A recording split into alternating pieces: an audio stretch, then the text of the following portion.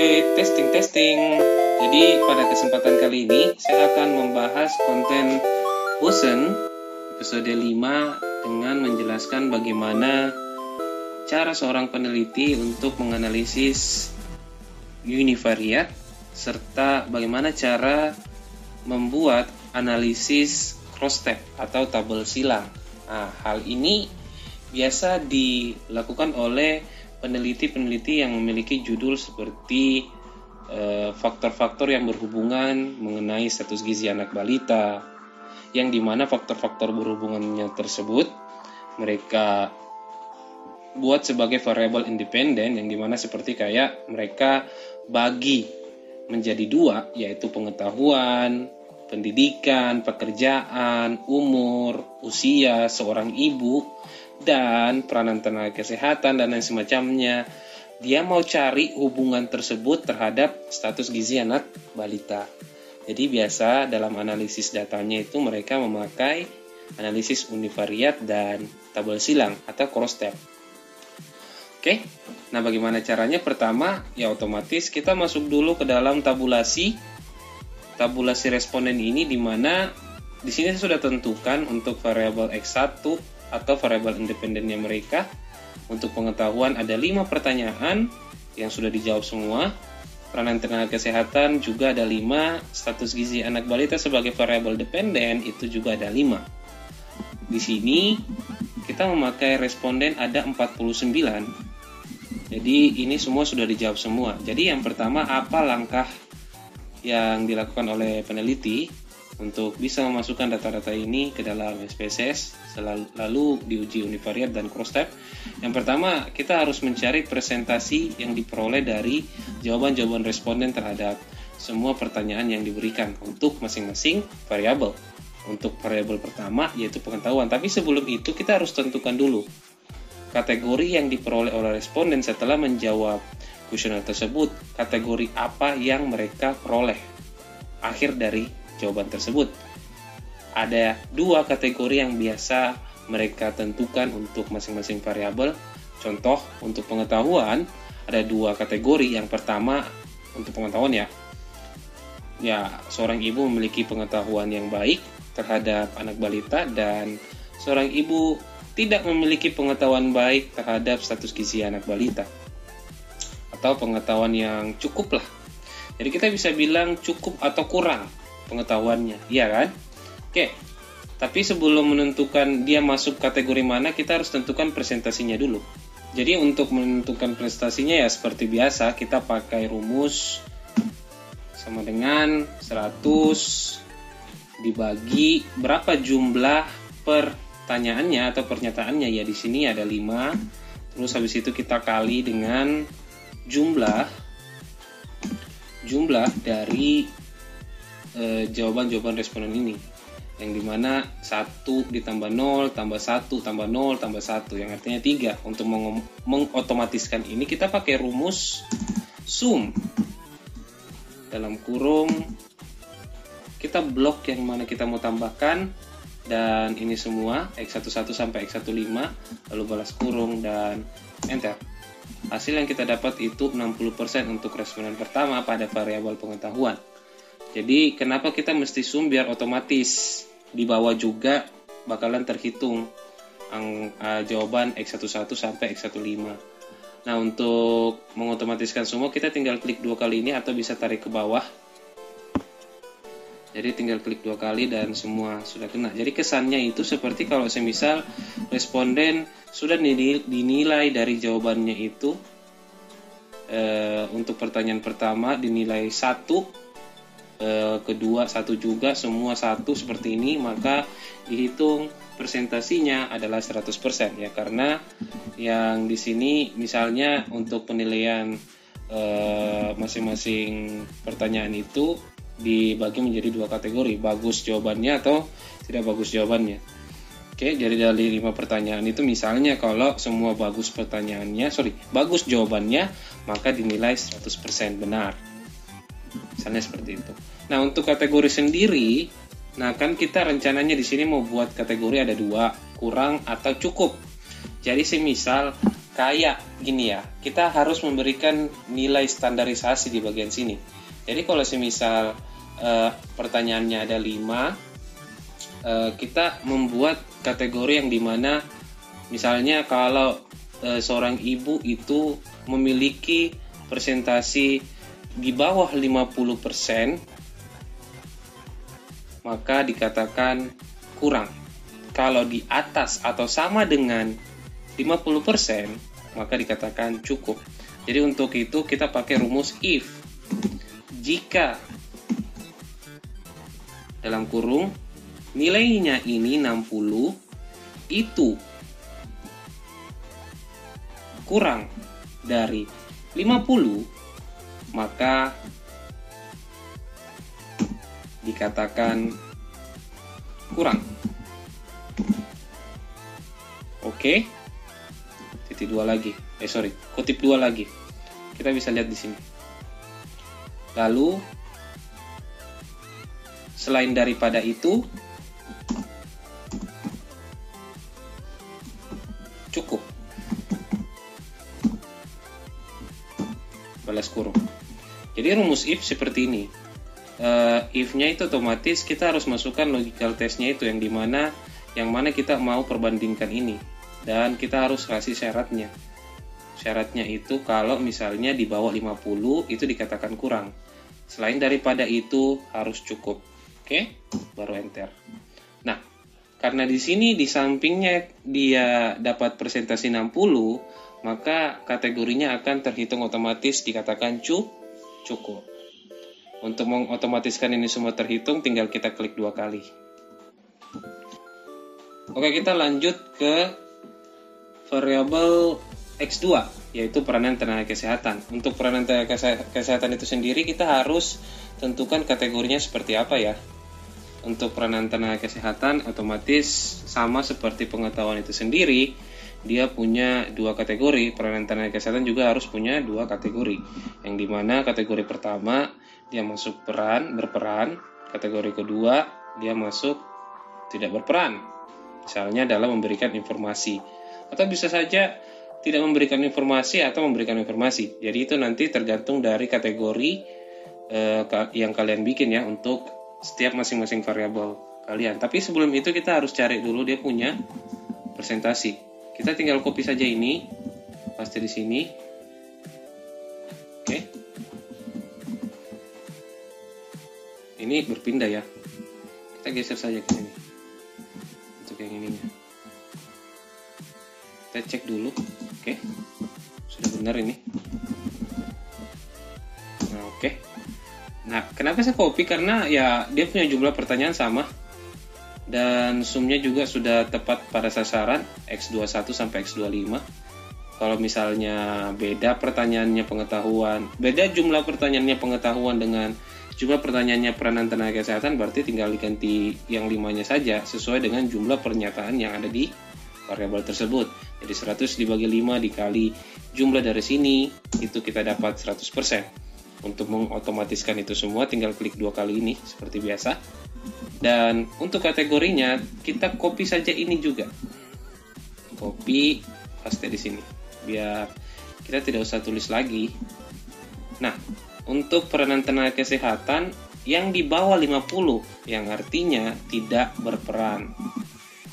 Yang artinya tenaga kesehatan di sana tidak berperan penting menurut responden dalam memberikan informasi mengenai status gizi anak balita. Tidak berperan. Terus untuk kebalikannya ya otomatis berperan dong. Jadi kalau dia di atas 50 atau sama dengan 50, itu sama dengan dia berperan. Nah, otomatis karena di sini dihitung 100, otomatis masuk dalam kategori berperan. Kita tinggal klik 2 kali ini untuk memunculkan dia punya kategori 40 tidak berperan. Sip. Nah, begitu juga dengan status gizi anak balita. Jadi karena memang sama ya pertanyaannya, jumlah pertanyaannya. Jadi kita tinggal copy saja, terus kita klik 2 kali ini dan secara otomatis akan memunculkan jumlah yang kita inginkan. Lalu di sini juga seperti itu, kita tinggal ganti di sini. Status gizi anak balita biasa dikatakan baik atau gizinya baik atau gizinya buruk. Berarti kalau di bawah 50 gizinya buruk, dan kalau di atas 50 atau sama dengan 50 berarti baik. Ini contoh saja ya guys, jadi nanti kalian bisa tentukan sendiri kategori yang kalian inginkan untuk status gizi anak balita. Kita klik 2 kali ini, ada yang baik, buruk, baik, baik, baik, yang artinya di sampingnya itu sudah di atas 50 atau sama dengan 50. Oke, jadi yang jadi pertanyaannya bagaimana? Kita memindahkan data-data ini ke dalam SPSS. Yang dibutuhkan di dalam cross-tab itu sebenarnya cuman 2 kategori yang paling bagus menurut saya, yang artinya kategori pertama dan kategori kedua pada masing-masing variabel. Jadi otomatis untuk variabel X1 yang kita mau pindahkan adalah kategori yang ini. Kita harus buat juga if di sini. Jadi kalau semisal cukup yang ini itu sama dengan cukup, maka kita katakan itu 1. Lebih bagus sih 2 sih menurut saya sih. Kita katakan itu 2. Kalau tidak atau selain itu, maka 1. Kan ada dua kata doang sih untuk kategori cukup atau kurang. Jadi kalau dia masuk kata cukup, dia akan diberikan nilai 2. Kalau dia masuk kata bukan cukup, berarti dia 1.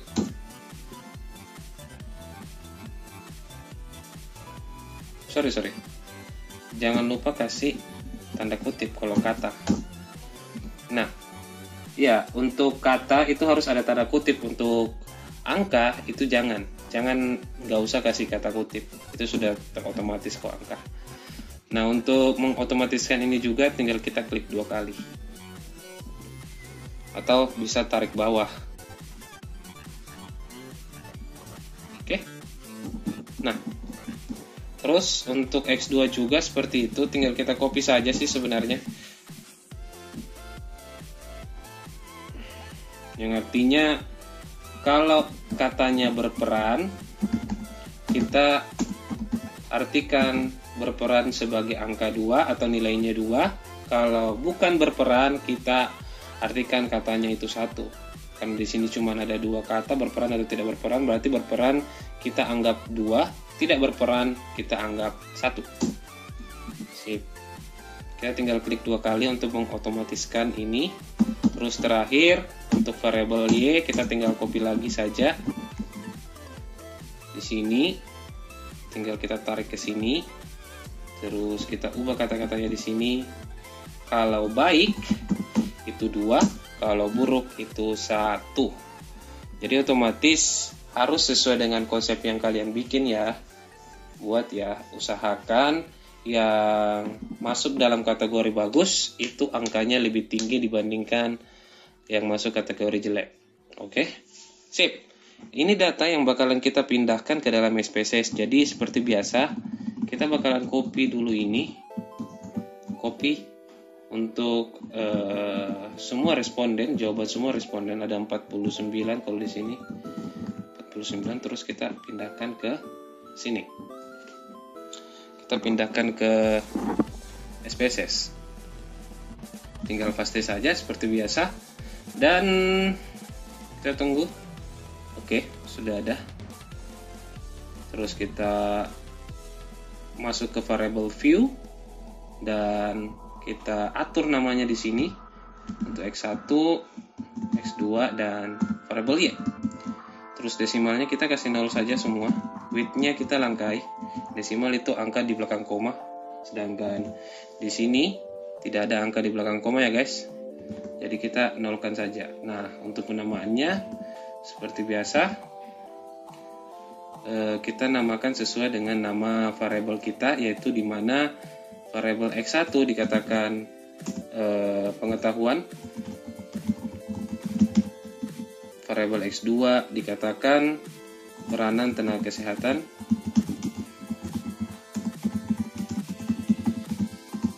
dan variabel Y dikatakan status status gizi anak balita.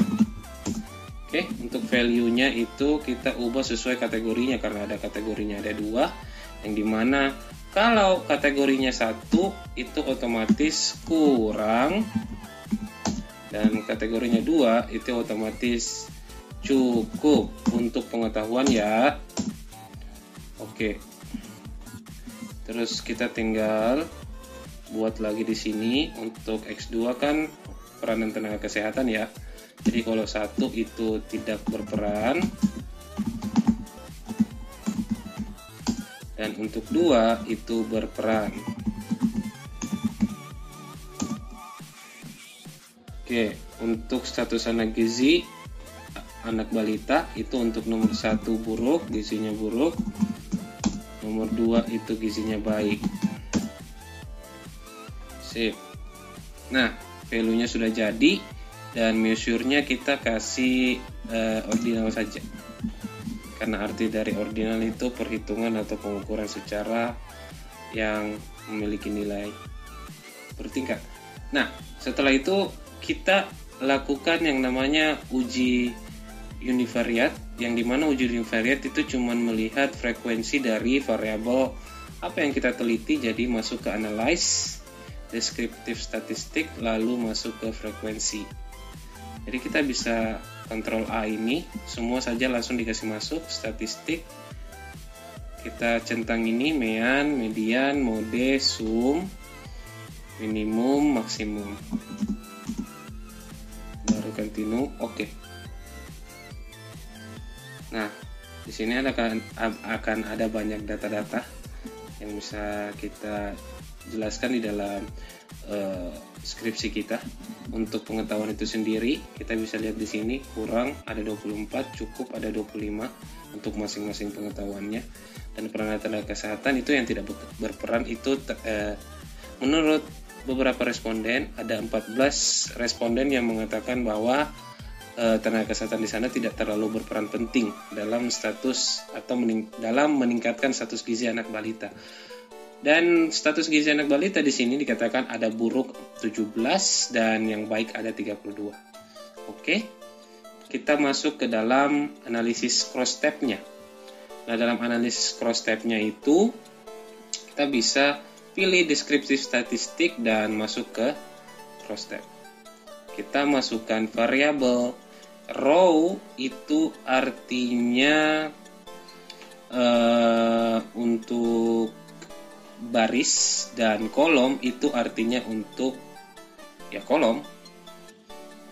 Jadi yang bagus dimasukkan di situ itu untuk baris variabel independen kalian, dan untuk variabel Y itu masuk ke kolom. Jadi yang ini masuk di sini dan yang ini masuk di sini. Oke. Kita masuk ke Kita masuk ke statistik. Kita masuk ke statistik lalu centang chi-square, karena tabel silang atau cross step itu menggunakan analisis chi-square atau Fisher. Jadi nanti dilihat dari selnya itu sendiri ya. Terus presentasi yang lebih bagus menurut kalian yang mana, kita bisa pilih antara ketiga ini. Jadi menurut saya, kalau saya sih bagus kelihatannya nanti di row aja, di baris aja untuk dia punya presentasi. Lalu kalau sudah itu kita klik OK. Nah di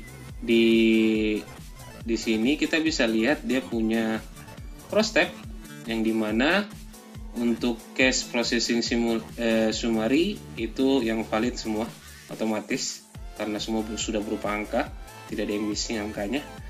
Terus kita masuk ke sini. Nah, di sini bagus dinyatakan untuk penjelasan cross step-nya bahwa di mana untuk variabel independen pertama yaitu pengetahuan, ingin kita mau lihat hubungannya terhadap status gizi anak balita, yang dimana pengetahuan itu memiliki dua kategori, status gizi anak balita juga memiliki dua kategori. Pengetahuan kurang, dimana di sini barisannya itu ada 12 untuk status gizi anak balita yang buruk, dan pengetahuan kurang untuk status gizi anak balita baik juga ada 12.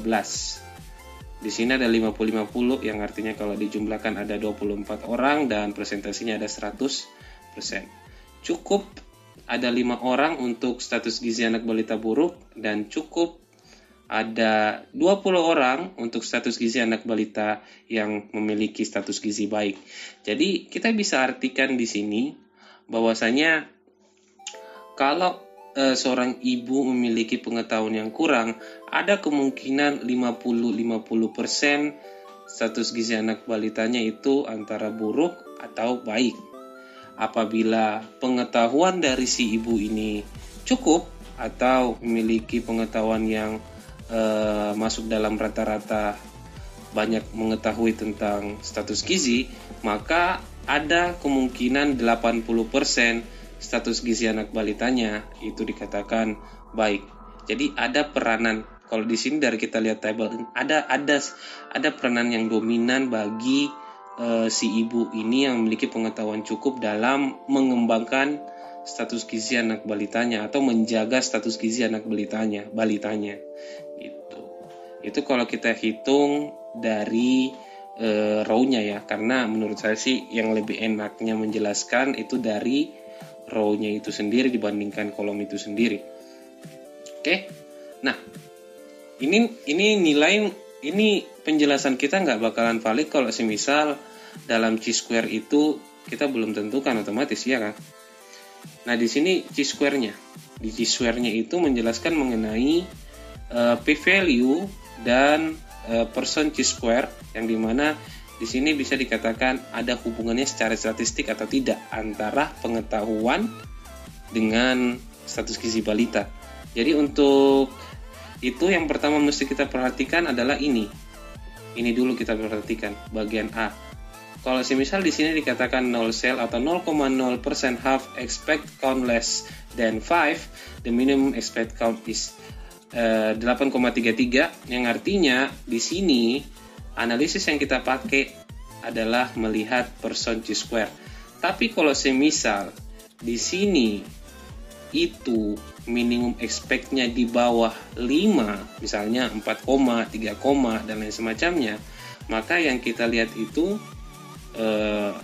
yang ini, signifikan yang ini. Tapi kalau di atas 5, ini kan di atas 5, 8, jadi kita lihatnya p-value-nya yang ini. Oke. Nah, di sini menyatakan bahwa kalau semisal p-value kalian itu di bawah dari 0,05, maka bisa dikatakan ada hubungan atau memiliki hubungan antara variabel independen kalian terhadap atau dengan variabel dependen kalian, yang dimana pengetahuan berhubungan dengan status gizi anak balita. Oke. Nah, jadi kita bisa lihat di sini persen chi-square-nya 0,027. Jadi ini dianggap 0, ya.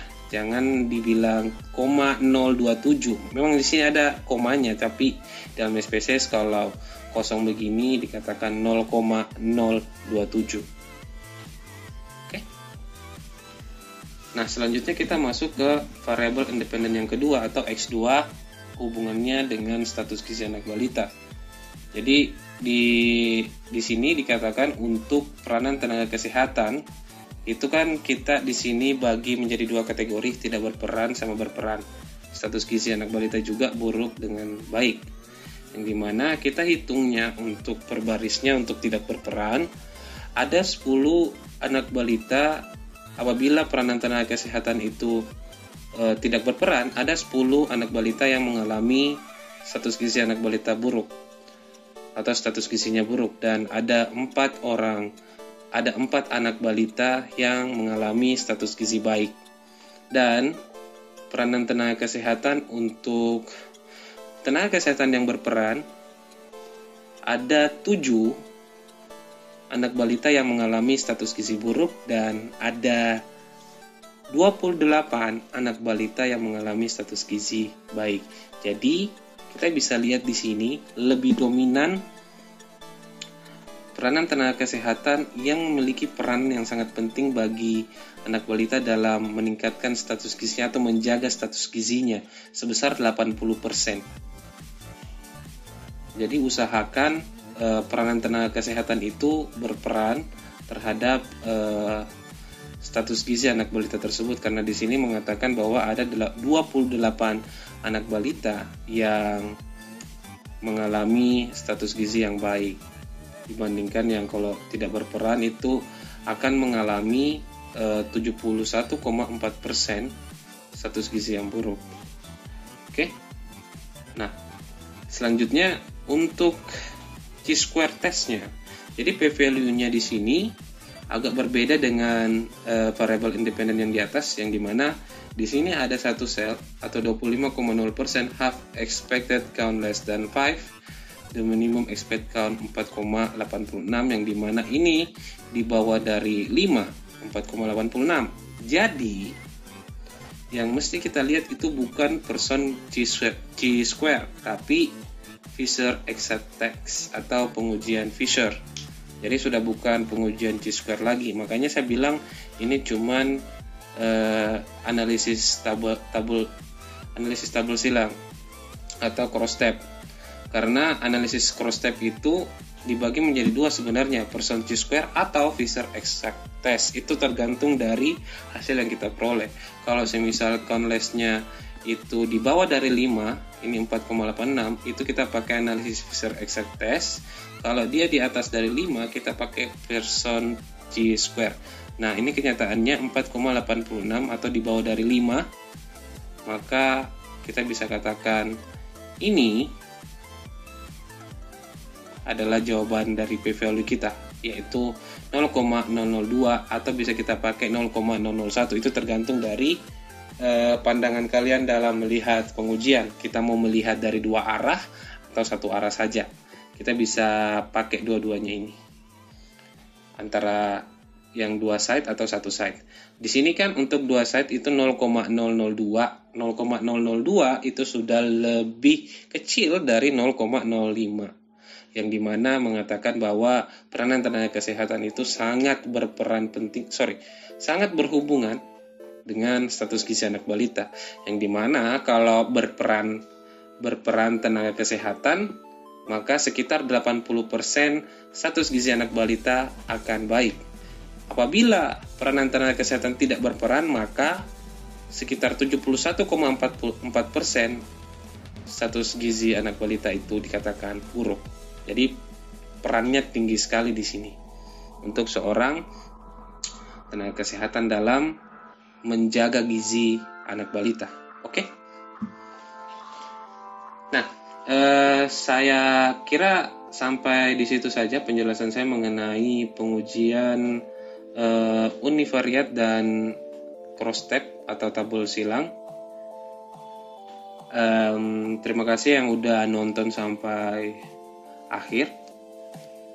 Untuk konten berikutnya mungkin saya bakalan mau coba-coba lagi tes-tes mengenai statistika analisis yang lain yang bakalan kalian butuhkan. Tapi kalau kalian mau saya bahas analisis lain yang lebih spesifik, yang lebih kalian butuhkan, kalian bisa tulis di komentar. Dan terima kasih banyak juga yang udah dukung saya selama ini dan udah nonton saya selama ini. Mungkin di konten berikutnya kita bakalan bahas game lagi ya. Iya. Oke, ini udah lumayan lama. Sepertinya gue bakalan tutup untuk episode kali ini. Baiklah, saya pamit, Putra pamit, dan dadah.